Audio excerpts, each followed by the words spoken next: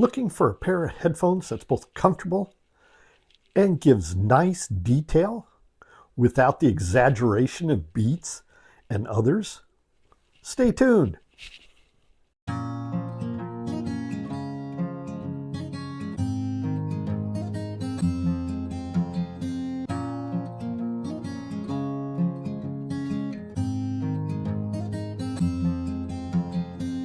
Hi everyone, Mark here from Audio Pursuit. Thanks for spending a few minutes watching this video. I hope that if you're in the market for headphones, what I have to say will be helpful along with other videos in you making a buying decision.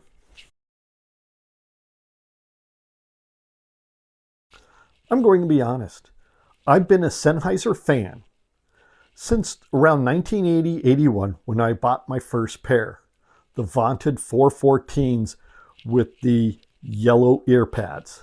At the time, everybody was wearing these really small pieces of junk that came with their Walkman players. But these were something else, and they were kind of a revelation in the industry at the time, and they became quite iconic. Well, as the years went by, they got put into a box while I moved about as a young man after college and so forth. Then the 1990s, I was in search of headphones again. This time because my wife and son would go to bed earlier than myself, and I wanted to stay up and listen to some music while I was grading papers and so forth. Therefore, I was in the market. Well, one day my wife and I were garage sailing around, and just by chance, I happened to spot a pair of these. The Sennheiser 477s. And these were kind of a revelation to me because one, they were incredibly comfortable and lightweight. At the same time, they had that nice covered ear instead over the ear property to them, which I found really, really pleasing. Well, the 477s have lasted me ever since. I've taken them on numerous plane flights, and they've worked really well. One, because they're incredibly lightweight, and two, pretty indestructible, to be honest with you. Except for one thing. A few years ago, the wires finally gave out, and so I put them away, and now finally I have a pair coming from Amazon the next couple of days. Next came an opportunity of a lifetime. The HD800s. Just absolutely incredible. They were so much fun that once I got a hold of an Oppo HA1 headphone amp, I actually took it to school, plugged it in, and let my students hear the difference between the earbuds and the junky headphones they were listening to and the 800s. And it just blew them away. They were just amazing headphones. Next came these. I believe these are the MD40s from Master and Dynamic. Just a gorgeous, gorgeous headphone. By any indication, this Art Deco design is just spectacular. Well, they were really comfortable for a long period of time, and I enjoyed listening to them. Unfortunately, as the years went by, more and more my scalp began to show as my hairline receded and thinned. And once I started cutting my hair much shorter, these just weren't that comfortable anymore for any more than listening to them, let's say, for an hour. I decided it was time to invest in some headphones again. I started realizing that there were times when I wanted to listen to one thing, my wife wanted to listen to another when we were doing casual listening in our living room. And so I kind of thought, it's time for a new pair of headphones, something really comfortable. So therefore, I want to talk to you today about the HD600s. Now let's understand, the HD600s have been around since 1997. Now they've gone through various itinerations and design changes. They're now basically virtually all plastic for the casing and so forth. But one thing that hasn't changed is the Sennheiser house sound. And what is that? Extremely neutral. If you visit other YouTube reviewers that do tests, you will see that there is a rise at the very top end. But in headphone standards, not by a great deal. And the drop off in the bass comes a little bit early. So they're not a bass heavy headphone. The mid-range though is really smooth. So these definitely are neutral. The other thing I've always liked about the Sennheiser sound is that it is an all-day sound. It is non-fatiguing. And when you match that up with the fact of comfortability, then really it's a win-win for everybody. Let's talk comfort. What makes the HD600s comfortable? Well, I think first of all, Sennheiser probably knows better than anybody how the top band must feel on their head to a wide variety of users. Now, as you can see, this one is kind of rippled and so forth. So when I put it on, it lays very smoothly. You don't feel pressure coming down. Now, as far as the ears go, for the first couple of days, they were pretty tight. I mean, the pads felt very pressed in, but they've loosened up a bit, and I've done a little bit of this with them and so forth. And so they've become really comfortable now. It's not me getting used to them because the pressure just isn't there like it used to be. So give them some time and a little bit of break in, and I think you'll find your comfort zone. Now, one thing about Sennheiser is their cords are incredibly long, which is great for listening at home, which means you can get up if you're at your desk and move around a bit, which, no problem there. Maybe you need to go over and get a piece of paper from the file cabinet or something, or you got to reach over to answer the phone or do something like that. Well, you don't need to take them off. So in that regard, the cord is great. Unfortunately, when you travel with the lengthy Sennheiser cord, you have to roll it up. And in my case, I would roll it up and then I would tie it with a twist tie. Or in one case, I actually had the little Velcro tie strips, and I used that just to keep from getting tangled up. So there's the yin and the yang, the good and the bad. One other thing I want to talk about with the HD600s is something that a lot of people may not realize, is that you can unscrew the jack to go to the smaller mini jack.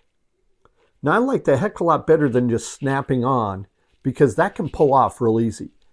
But when it's screwed on, it's secure.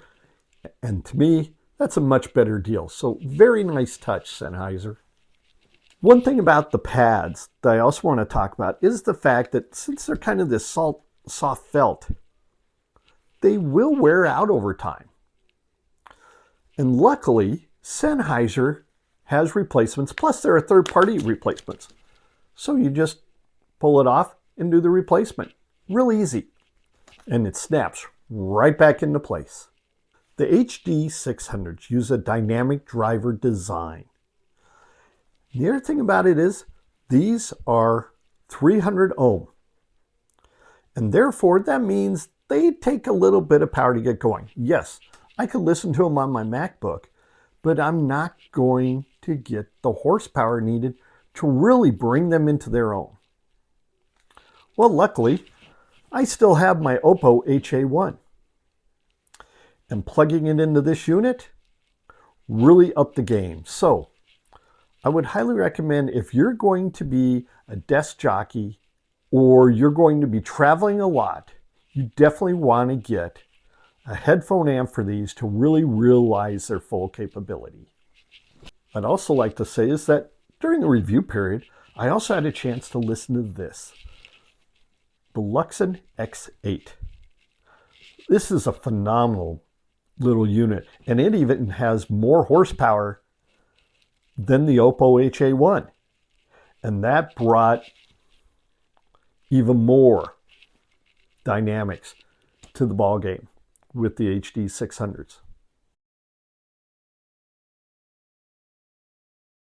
As mentioned previously, the HD600s are very neutral sounding headphone. I would compare it in its price range to say similar, if I was talking about bookshelf speakers, to the ELAC Debut 3 DB63s. Very smooth, measures quite nicely. These are not a big dynamic set of headphones.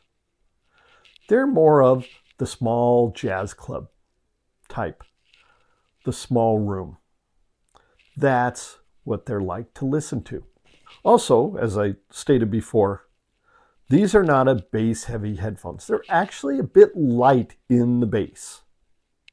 Now, you can adjust your treble or go through your parametric or graphic EQ to bump things up a bit. And yes, with more power, you can get more there, but you still aren't going to get a truly heavyweight bass headphone system with these. That's not their thing. And remember, these are, they sell for about $450 a pair. You can find them on sale all the time for right around $300 to $320. So once again, much like speakers, at this price range, there's going to be some give and takes, and they're going to have to decide what you're going to get and what they have to leave out due to the price-performance ratio. It's time to talk about music and what they do well. And that's a lot for this price range. One, if you listen to Dave Gruschen's Migration, the music just kind of plays around when you're listening to him. It just kind of dances very nicely. You know, it doesn't get stuck in the mud. I mean, it has a very graceful sound to it. No one instrument dominates, but the horns really do sound nice. And there is some spacing between instruments. No, it's not thrown out big and wide, such as other open back headphones. It's a little bit smaller in that regard, but still, you know where the saxophone is, you know where the piano is, you know where the bass is, you know where the drum kit is. You know where all the pieces are.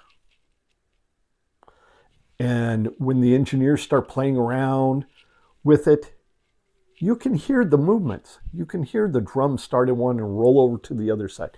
That's what the Sennheisers do really well. One of my favorite Dan Fogelberg songs is a real rarity for him. It's a true ballad. It's called Tucson, Arizona. And the song, while is a bit morbid, it's powerful in the fact that there is a lower bass line that kind of runs through it that builds up, and the energy builds up in the song. Well, like I said, the HD600s can't quite give you that bottom energy, but what they do have sets a nice pace. It flows, and as it builds up towards the crescendo, the HD600s bring it on, especially in the mids and uppers, in a way that completely engaged me without exhausting me or tiring me. I took a listen to AC/DC and did a trip back in time with Highway to Hell. And, you know, once again, you don't get that driving bass line, but you sure get the energy of that song from beginning to end. There is something about it that to this day, 45 years later, is something special. And it just made a fun impact on me. It was a really nice listen. The Cowboy Junkies. You listen to the vocals in there, especially in the Trinity recordings, which is just amazing because it's so sparse. And the HD600s pick up that sparseness really well. So you do feel like you're hearing this being recorded in what I believe was an empty church. And so there is something special about that. There's a clarity to the instruments as they disappear into space. And like I said, while it's an intimate sound, you still hear them kind of fading off and so forth. I don't want to call it thinness at all, but just the basics of the recording, because there's nothing else. And sometimes that's powerful in and of itself. And the HD600 reveal it. for piano music.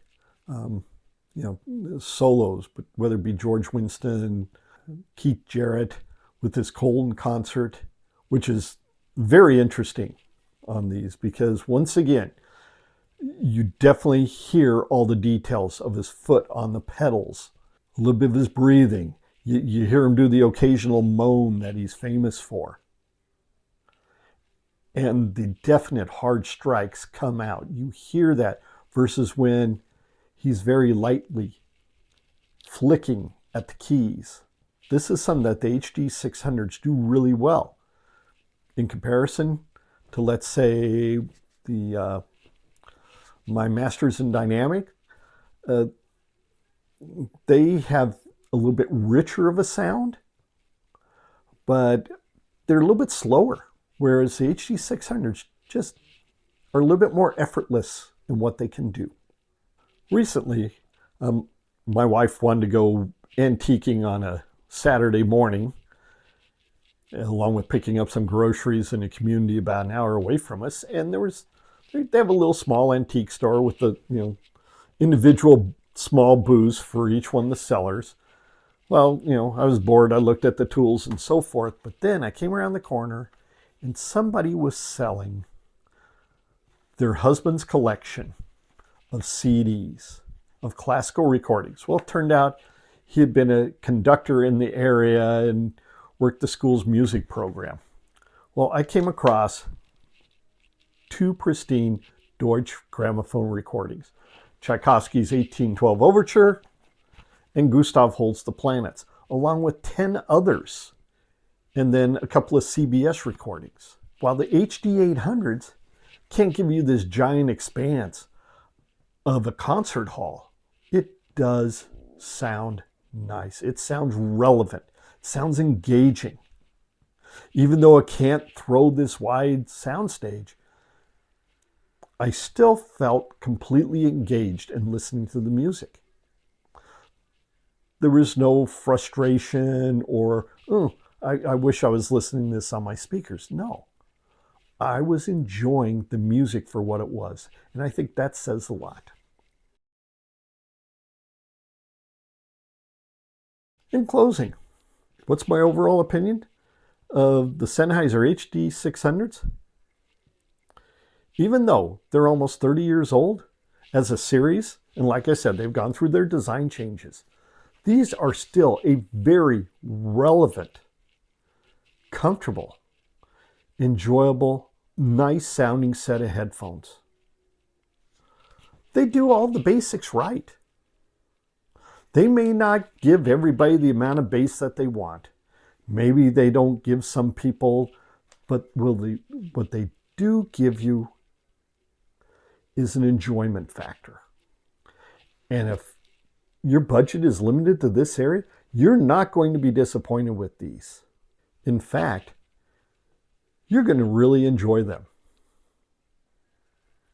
And therefore, it looks like I'm going to keep these.